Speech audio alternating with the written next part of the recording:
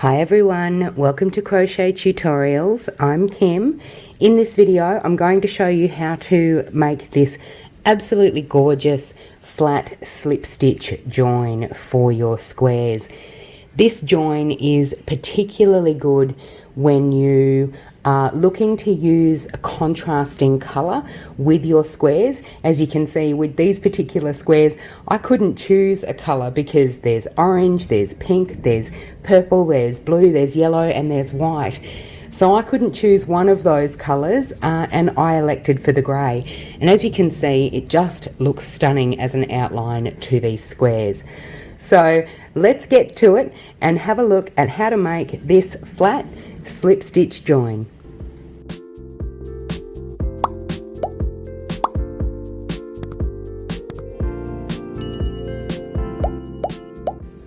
Just a quick note, when you have all your squares completed and you've arranged them in their desired pattern in your blanket, then you end up with rows and columns. So this is a column and this is a column and this is a row and this is a row. And clearly they would, continue on for the particular size of your blanket. When you start to look at joining them, you need to think about whether or not you're going to join the rows first or the columns first. And it doesn't matter which one you do, but essentially, for example, if you were going to do the rows, then you would come and do this join all the way across your row, your first row. Then you would come and do this join all the way across your first row. And you would continue until all of the squares in the rows are all together. And then you would lay them down like this. They would all be joined in these pieces.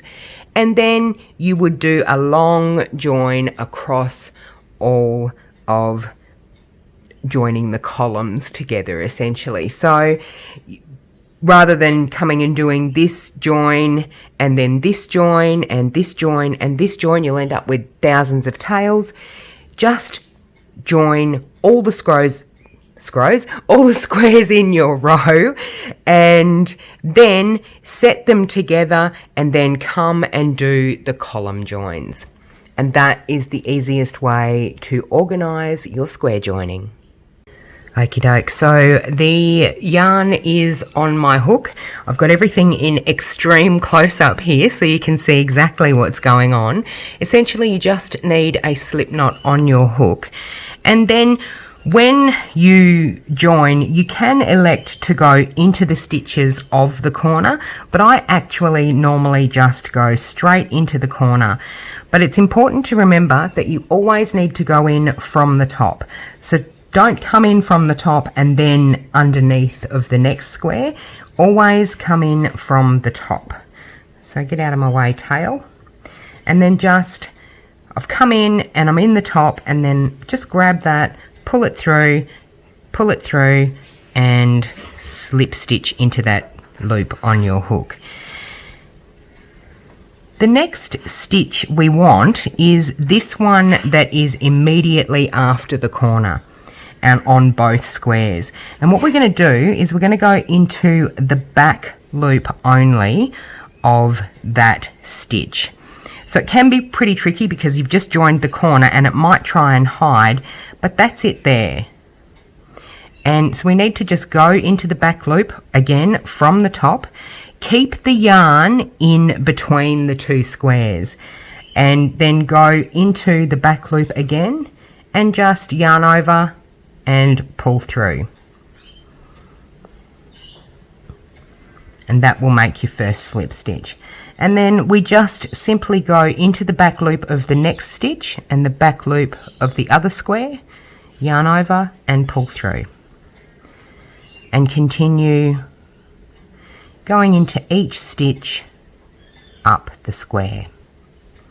So it is a beautiful flat slip stitch.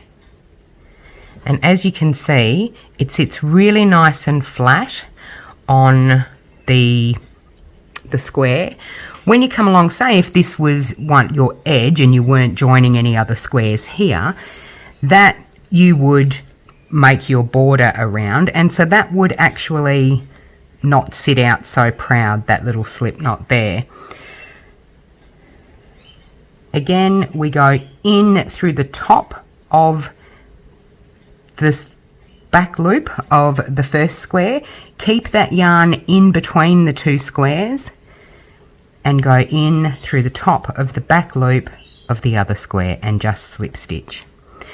If you don't keep your yarn in between the two squares, it will actually make this whole thing a nightmare and it'll be really difficult to pull through.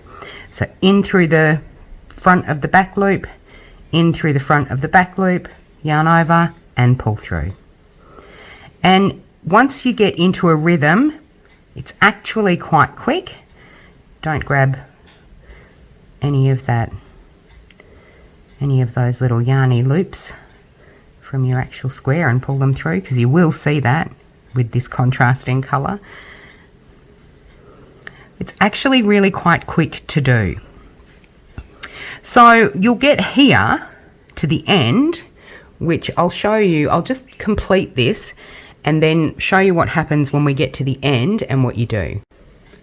Okay, so that is completely joined. For this, you're going to have to imagine that I've joined every square in that same method along this whole row. And then now what we're doing is joining the rows in their columns. So essentially I'm going to go into the corner again, and slip stitch.